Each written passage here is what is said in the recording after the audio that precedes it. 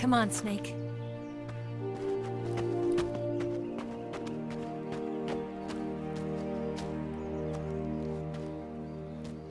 We made it. We made it. Over there.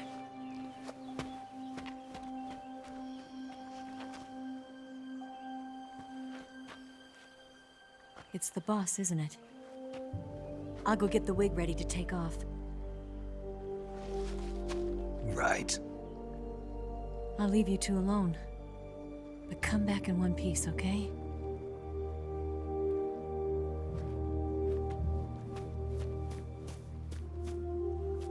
Promise me!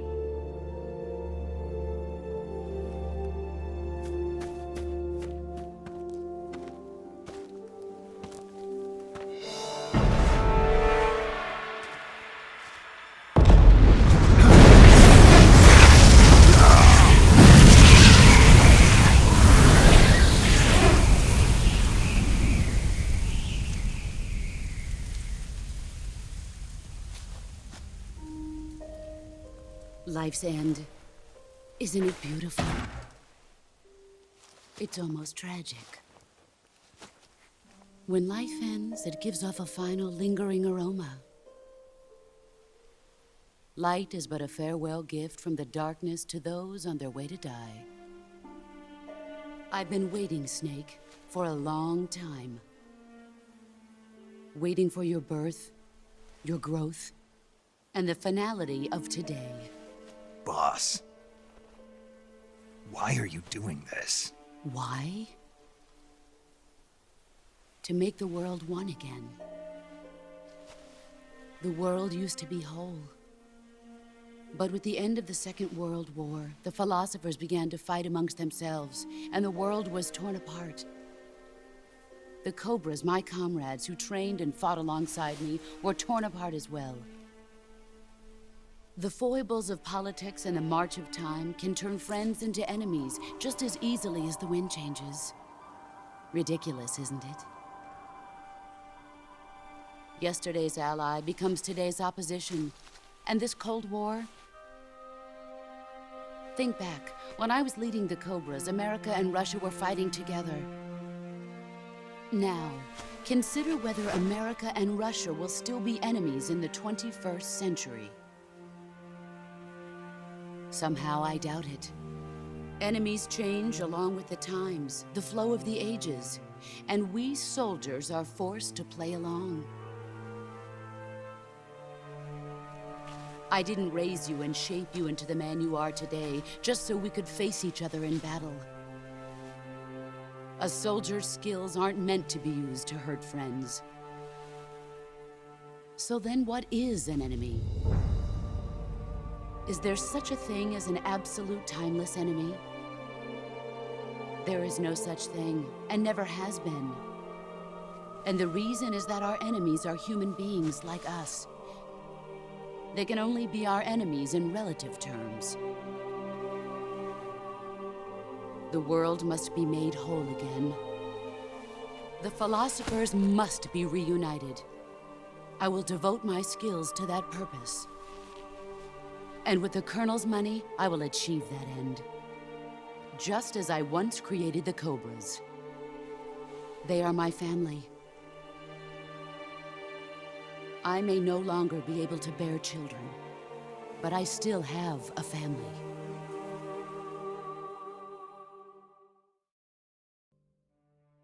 In 1961, I was sent to Cuba, to Bahia de Cochinos. It was part of a CIA-sponsored invasion under the guise of taking Cuban exiles back to their country. But the US government betrayed them. Our weak-kneed president held back their air support. Defenseless, the exiles were annihilated by the Cuban army. All I could do was watch in silence. I was set up by the very country I'd sacrificed so much for. By the very government I dedicated my life to defending. I was driven from the surface world, and I went underground. Then, 2 years ago, I faced the Sorrow, my old comrade in battle. He was my friend. But one of us had to die. I was left with no choice. The Sorrow gave his life for me. There is no enmity between us. One must live, and one must die. That was the mission. The ones who gave me that mission were the philosophers. Early in the 20th century, the true holders of power in the United States, the Republic of China, and the newly formed Soviet Union gathered together in a secret meeting that would later be known as the Wise Men's Committee. The secret pact they formed there marked the beginning of the philosophers. But the last of the original members died in the 1930s. After that, the organization began to run out of control, and the Wise Men's Committee degenerated into a mere shell of its former self. The philosophers of today have no sense of good or evil. Their influence extends to countries and organizations involved in every aspect of every war. They have become war itself. That's how they operate. The sacrifices of war cause a shift in the times. This shift leads to renewed conflict, and in turn triggers the next war. Like a nuclear chain reaction, each conflict sparks countless others, forming an endless spiral that will continue on for eternity. Do you understand what I'm saying, Snake? By consuming me and you, the philosophers intend to keep that cycle going forever. It was my father who explained all of this to me. He was one of them. You see, I am the last remaining child of the philosophers. But after he revealed the truth, my father was killed by that same shapeless, formless organization. And my father isn't the only thing the philosophers have taken from me. In June of 1944, the Cobras and I took part in the landing at Normandy. We'd been given a top-secret mission to locate and destroy enemy V-2 rocket installations. I was pregnant at the time. The Sorrow was the father. I gave birth on the field of battle. A beautiful baby boy. But my child was snatched away from me by the philosophers.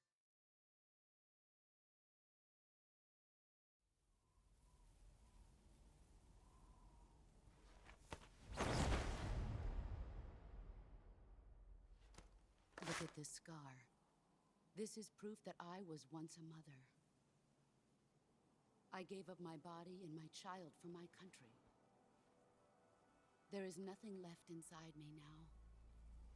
Nothing at all. No hatred, not even regret. And yet sometimes at night, I can still feel the pain creeping up inside me, slithering through my body like a snake.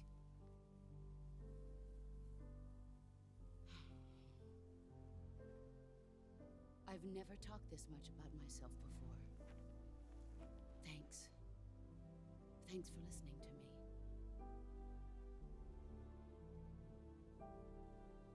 I feel content. Snake, commence the operation. I raised you. I loved you. I've given you weapons, taught you techniques, endowed you with knowledge. There is nothing more for me to give you. All that's left for you to take is my life, by your own hand. One must die, and one must live.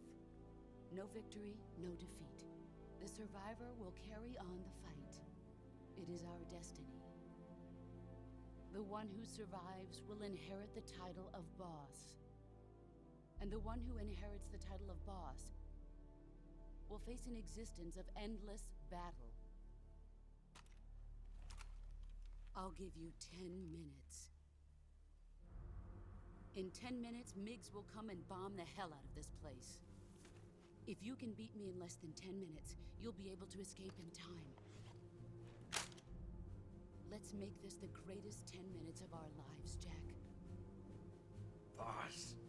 You're a soldier. Finish your mission. Prove your loyalty. Face me. I come. Excellent, Jack.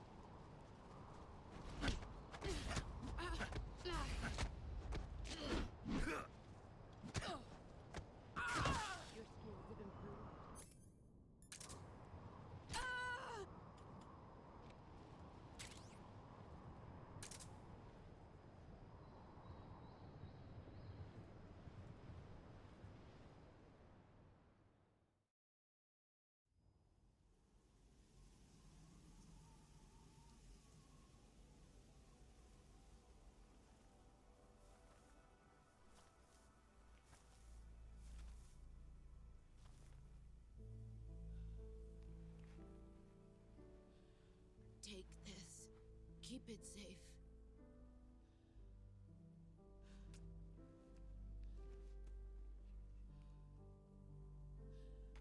It's our only hope.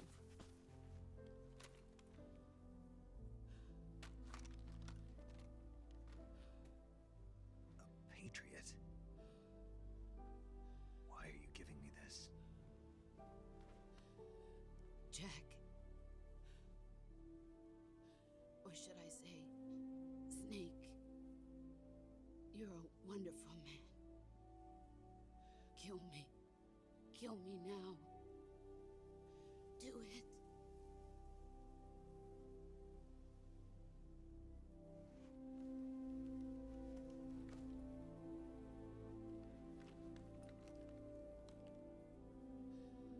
There's only room for one boss and one Snake.